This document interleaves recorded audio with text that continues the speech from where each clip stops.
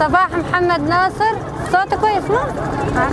صباح محمد ناصر من سكان الحسكة، بائعة متجولة يعني.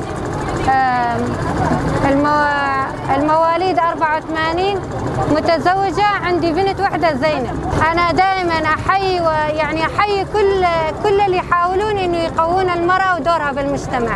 إنه المرأة كمان لما تكون أم بالبيت كمان يعني يحق لها أنها تطلع كمان برات البيت وتثبت وجودها وتكون إيد بإيد مع الرجل. طبعا لأنه هي نص المجتمع. طيب المجتمع لو مو موجودة المرأة شلون بده يصير هالمجتمع؟ نص المجتمع المرأة. دائما يعني ممنوع منع باتة انه المرأة تكون مضطهدة، وكمان المرأة لها حق مثلها مثل الرجل، وهي المرأة اللي انتجت الابطال هي راح تكون كمان لها دور بهالمجتمع. لو ما المرأة ما راح يطلعون، لان هي ام مدرسة، ومن وراء المدرسة انتجت ابطال وانتجت صغور، وهالمرأة لها حق انه يعني لها كلام ولها فعل ولها دور بالمجتمع. ممنوع اي منع باتا انه اي انسان يتعامل معها بالعنف. نافين حمدية موسى.